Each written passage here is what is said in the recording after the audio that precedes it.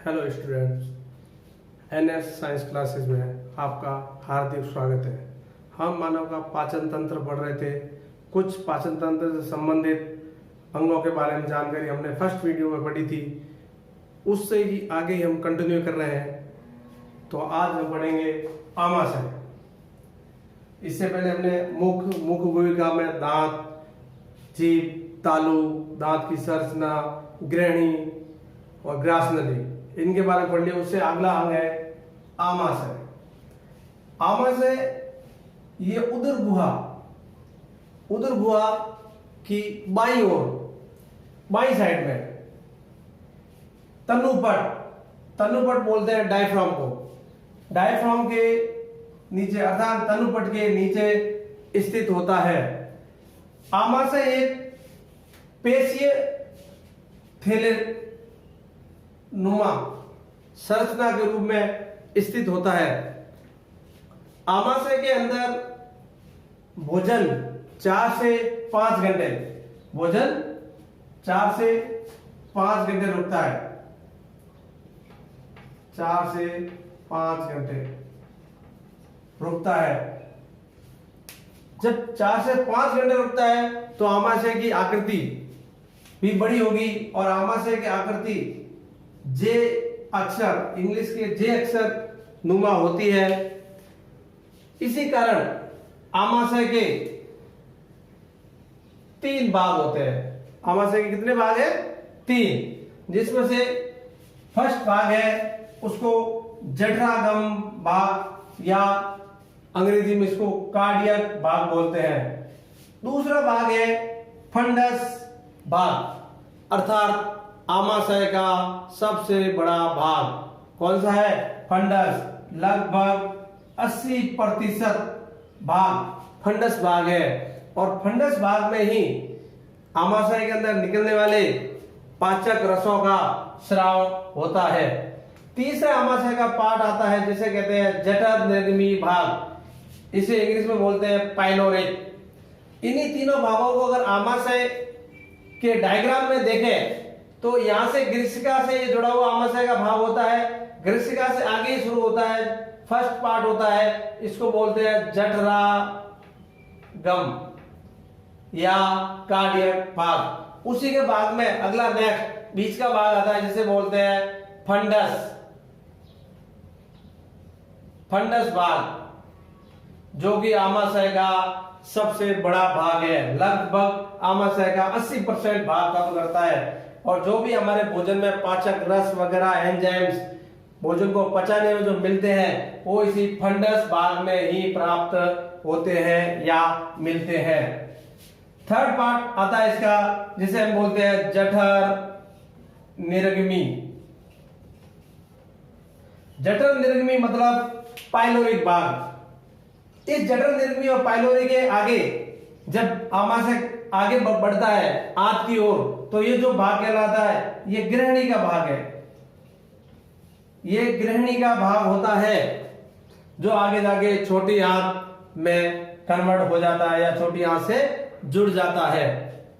आमाशय के 3 भागों का अध्ययन करने के बाद आमाशय के सबसे इंपॉर्टेंट भाग फंडस भाग, जो कि लगभग 80% भाग पूरे आमाशय का होता है।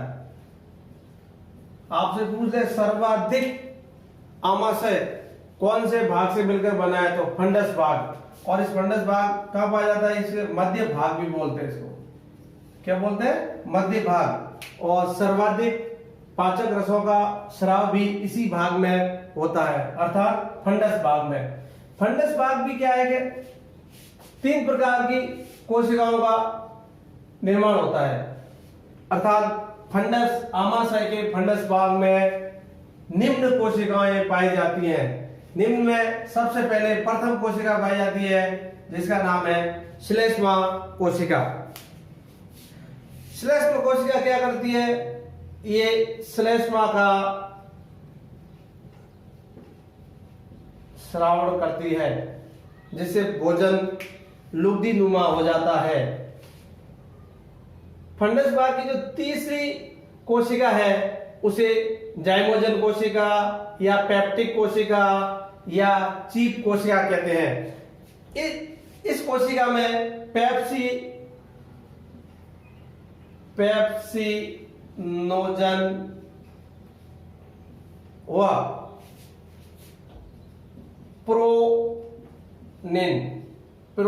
प्रोनिन पेप्सिनोजन व प्रोनिन नामक निष्क्रिय एंजाइम का स्राव होता है। अर्थात जाइमोजन कोशिका में पेप्सिनोजन और प्रोनिन ये दो निष्क्रिय एंजाइम है, इनका श्रवण किया जाता है। और थर्ड कोशिका आती है पैराइटल या ऑक्जेंटिक कोशिका, या इसको बोलते हैं अम्लजन कोशिका। जैसा कि नाम से ही प्रतीत हो रहा है, अम्लजन अर्थात यह आमाशय में HCl अम्ल का श्रावण करती है। एक बार को वापस देख दिया जाए, फंडस भाग आमाशय का 80% भाग होता है। इससे 3 कोशिकाएं निकलती है, जिसमें फर्स्ट है श्लेष्मा कोशिका, जिसमें श्लेष्मा का श्रावण होता है। जाइमोजन या पेप्टिक या चीप कोशिका, इससे पेप्सिनोजन और प्रोनिन निष्क्रिय एंजाइम स्रावित होते हैं। पैराइटल या ऑक्जेंटिक या अम्लजन कोशिकाएं, इनसे आमाशय में HCl अम्ल का श्रावण होता है। भाग को पढ़ने के बाद आमाशय के 3 भागों में कुछ ग्रंथियां पढ़ी थी हमने, कोशिकाएं पढ़ी थी, जिसमें एक कोशिका थी पाइलोरी ग्लैंड्स। पाइलोरी ग्लैंड्स क्या करती है, कुछ आमाशय के अंदर जठर रस या जिसे कहते हैं गैस्ट्रिक जूस, जठर रस या गैस्ट्रिक जूस, ये आमाशय में स्थित पाइलोरिक ग्रंथि, कौन सी ग्रंथि, पाइलोरिक ग्रंथि द्वारा गैस्ट्रिन हार्मोन, कौन सा हार्मोन, गैस्ट्रिन हार्मोन का श्रावण किया जाता है, जो जठर ग्रंथियों में, कौन सी ग्रंथियों में, जठर ग्रंथियों में जठर रस को श्रावित करने हेतु प्रेरित या उत्तेजित करती है। अर्थात आमाशय में स्थित पाइलोरिक ग्रंथियां क्या करती हैं, गैस्ट्रिन हार्मोन को श्रावण करती हैं, और गैस्ट्रिन हार्मोन क्या करता है, जठर ग्रंथियों को जठर रस को श्रावित करने के लिए प्रेरित या उत्तेजित करता है। अब जठर रस एक रंगहीन और चिपचिपा पदार्थ होता है, जिसका pH 0.9 से लेके 1.5 तक होता है, अर्थात ये अम्लीय होता है। जठर रस की प्रकृति देखी जाए तो pH 0.9 से 1.5 अर्थात अम्लीय प्रकृति का होता है। अब जठर रस में क्या क्या चीजें पाई जाती है, जठर रस में 97 से लेके 99% जल के साथ साथ श्लेष्म और लवण पाया जाता है। जठर रस में पेप्सिनोजन, रेनिन व लाइपेज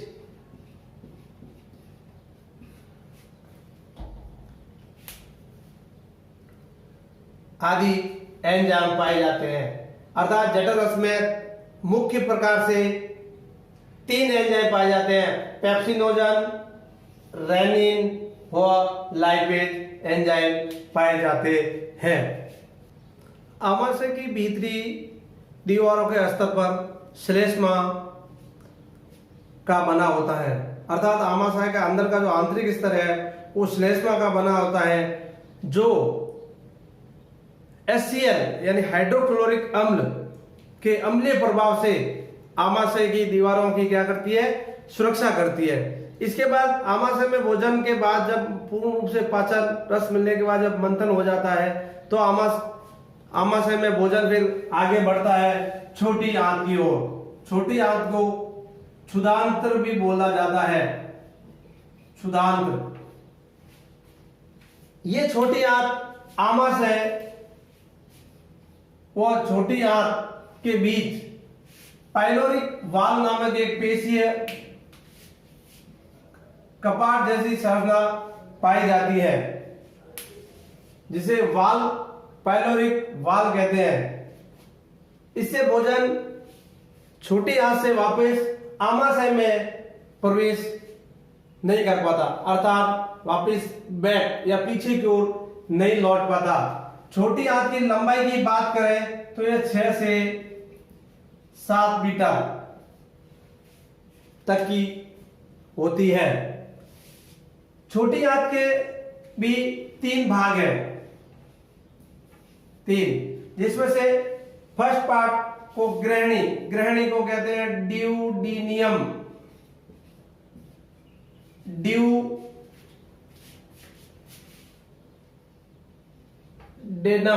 ड्यूडेनम।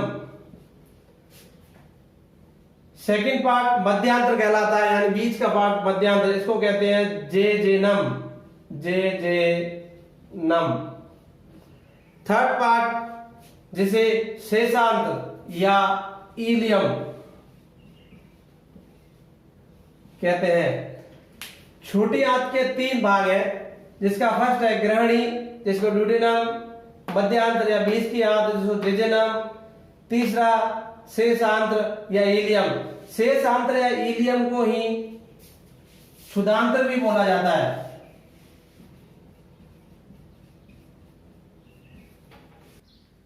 छोटी आंत के 3 भाग थे, ग्रहणी, मध्यांतर और शेषांत्र, जिसे क्षुधांतर भी बोलते हैं, ड्यूडेनम, जेजेनम और इलियम। अब हम इसमें प्रत्येक भाग को अलग अलग से थोड़ा अध्ययन कर लेते हैं। फर्स्ट पार्ट ग्रहणी, जिसको ड्यूडेनियम बोलते हैं। इसके आकार की बात करें तो ये यू आकार की होती है, तथा इसकी लंबाई की बात करें तो ये 25 सेंटीमीटर लंबी संरचना होती है, और इसकी 2 भुजाएं होती हैं, आरोही व अवरोही, जो अग्नाशय के बीच या आरोही अवरोही भुजाओं के बीच अग्नाशय स्थित होता है। ग्रहणी में सर्वाधिक पाचन की क्रिया होती है, अर्थात ग्रहणी के अंदर सर्वाधिक पाचन की क्रिया होती है। और इस पाचन की क्रिया में कुछ पित्तरस प्लस अग्नाशय ग्रंथि से निकलने वाले अग्नाशय रस मिलने से पाचन कंप्लीट होता है।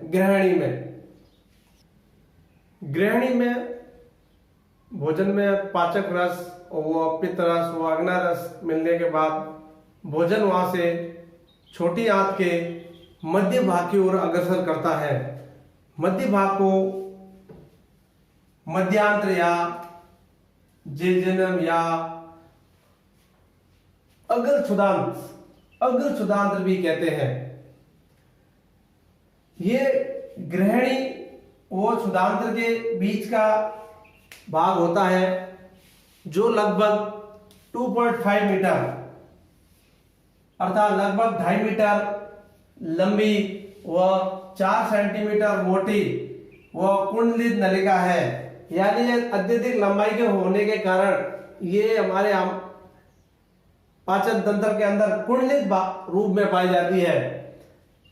तथा इसका निर्माण की बात करें तो इसमें 4 प्रकार के अलग उत्तक सस्तर मतलब अलग अलग स्तर पाए जाते हैं, जिसमें से फर्स्ट स्तर है श्लेष्मिक स्तर, सेकंड है उपश्लेष्मिक स्तर, थर्ड है मस्कुलस स्तर, चौथा है सेरोसा स्तर। मध्यांतर या अग्र क्षुधांत्र में ही भोजन का अवशोषण होता है, और अवशोषण होने वाली कोशिकाओं को आंत्र कोशिकाएं कहते हैं। छोटी आंत की दूसरे भाग यानी मध्यांतर में जब भोजन का आंशिक पाचन हो जाता है, उस आंशिक पचे हुए भोजन को कायम कहते हैं। कायम, जो कायम ग्रहणी के माध्यम से मध्यांतर से प्रवेश करता हुआ शेषांतर में प्रवेश करता है। शेषांतर या क्षुधांतर छोटी आंत का अंतिम भाग कहलाता है। इस भाग के अंदर शेषांतर में जो चीजें अवशोषित नहीं हो पाती, जैसे कि पित्तरस, पित्तरस को मध्यांतर की आंतर कोशिकाएं अवशोषित नहीं कर पाती है, तथा विटामिन, जो विटामिन हम प्राप्त लेते हैं उनको मध्यांतर अवशोषण नहीं कर पाती है, वो भाग शेषांतर द्वारा अवशोषित किए जाते हैं, तथा छोटी आंत की सर्वाधिक लंबाई तीनों भागों में से ड्यूडेनियम, जेजेनम में से देखें तो इलियम अर्थात मध्य आंत्र की लंबाई 3.5 मीटर लंबी होती है, अर्थात तीनों भागों में सर्वाधिक लंबी इलियम या शेषांत्र होती है। छोटी आंत में प्रोटीन, कार्बोहाइड्रेट, न्यूक्लिक अम्ल तथा वसा का पूर्ण रूप से पाचन हो जाता है। छोटी आंत में पचे हुए पोषक पदार्थों को अवशोषित करके ये रुधिर व लसिका में मिश्रित कर देती है, अर्थात जो भी पित्तरस, विटामिन, कार्बोहाइड्रेट, प्रोटीन्स वगैरह जिन सब भागों का अवशोषण करके ये हमारे शरीर में रुधिर प्लस लसिका में मिश्रित कर देती है या भेज देती है। छोटी आंत में भोजन का अवशोषण होने के बाद बचा हुआ अपचित भोजन बड़ी आंत को भेज दिया जाता है। बड़ी आंत की बात करें तो यह लगभग 1.5 मीटर लंबी होती है तथा 6.7 सेंटीमीटर चौड़ी होती है। बड़ी आंत मुख्य रूप से 2 कार्यों के लिए जानी जाती है। फर्स्ट है भाग जल का अवशोषण, यानी अपचित भोजन में जल का अवशोषण करती है। दूसरा भाग है इसका अपचित भोजन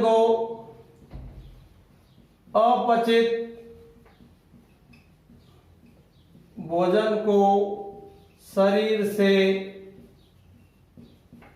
बाहर निकालना।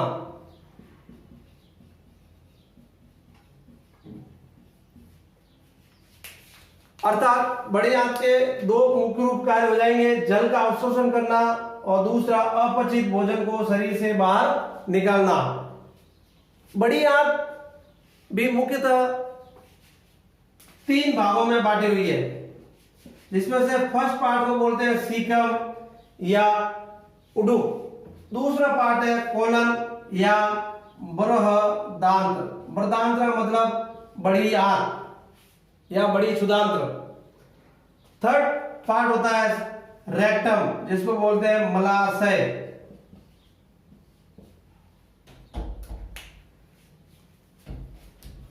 आपसे कोई पूछ ले बड़ी आंत के कितने पार्ट होते हैं? बड़ी आंत के मुख्य रूप से 3 भाग होते हैं। फर्स्ट पार्ट को सीकम बोलते हैं, सेकंड पार्ट को कोलन, थर्ड पार्ट को रेक्टम या मलाशय कहा जाता है। अपचित भोजन को जब बड़ी आंत में आता है, बड़ी आंत में हमने मुख्य रूप से 3 भाग बताए, सीकम, कॉलन और रेक्टम। सीकम क्या है? इस अंगुली जैसी प्रबोधित संरचना होती है सीकम, जिसका एक मुंह बंद होता है, और जब मुंह एक बंद हो जाता है तो इसको कृमि रूपी परिशेषिका, कृमि रूपी परिशेषिका अर्थात अपेंडिक्स बोला जाता है। मनुष्य के शरीर में अपेंडिक्स का कोई कार्य नहीं होता, परंतु यह पशुओं में पाचन क्रिया में सहायक होती है। फिर कोलन या वर्धांत की बात आती है। कोलन या वर्धांत की संरचना की बात करें तो उल्टा एन। कोलन या वर्धांत की संरचना कैसी होगी? उल्टा एन जैसी होगी, तथा इसकी लंबाई की बात करें तो लगभग 1.3 मीटर लंबी नलिका के रूप में होती है। इसकी आकृति उल्टे एन के समान होती है, और ये संरचना की दृष्टि से 3 भागों में बटी होती है। आरोही कोलन,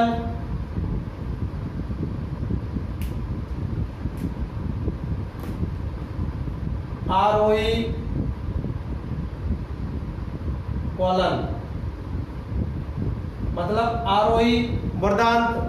दूसरा होता है इसका अनुप्रस्थ, अनुप्रस्थ कोलन या अनुप्रस्थ वर्धांत, और थर्ड पार्ट होता है इसका अवरोही,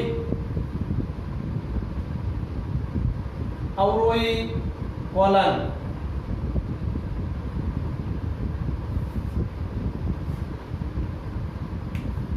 कोलन या वर्धांत को संरचनात्मक रूप से 3 भागों में बांटा हुआ है: आरोही कोलन, अनुप्रस्थ कोलन और अवरोही कोलन। थर्ड जो आता है, जो आहार नाल का सबसे अंतिम भाग कहलाता है, रेक्टम या मलाशय। ये आहार नाल का अंतिम भाग है, जिसकी लंबाई की बात करें इसकी तो 80 सेंटीमीटर लंबा होता है। मलाशय की लंबाई 80 सेंटीमीटर होती है। जो इसका कार्य क्या है? जो जल व लवण, जल व लवण अवशेषी कोशिका युक्त होता है। मलाशय के अंदर श्लेष्मा का स्रावण करने वाली कोशिका है, जिसे कहते हैं कलश कोशिका, कलश कोशिका, या इंग्लिश में बात करें तो गॉबलेट सेल कहते हैं।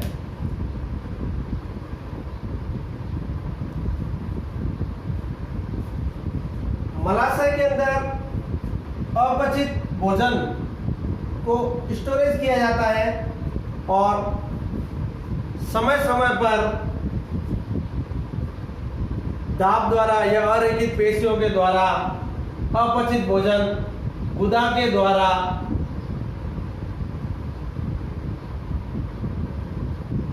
बाहर बहिक्षेपण या बाहर निकाल दिया जाता है। आज के इस भाग में हम इतना ही अध्ययन करेंगे। इसके शेष भाग या भोजन किस प्रकार पचन है, या भोजन पचने के कितने चरण हैं, उन चरणों का अध्ययन हम नेक्स्ट वीडियो में करेंगे। जब तक आप NS साइंस क्लासेस को देखते रहिए, सब्सक्राइब कीजिए एंड शेयर करें, घंटी के बटन को दबाते रहें।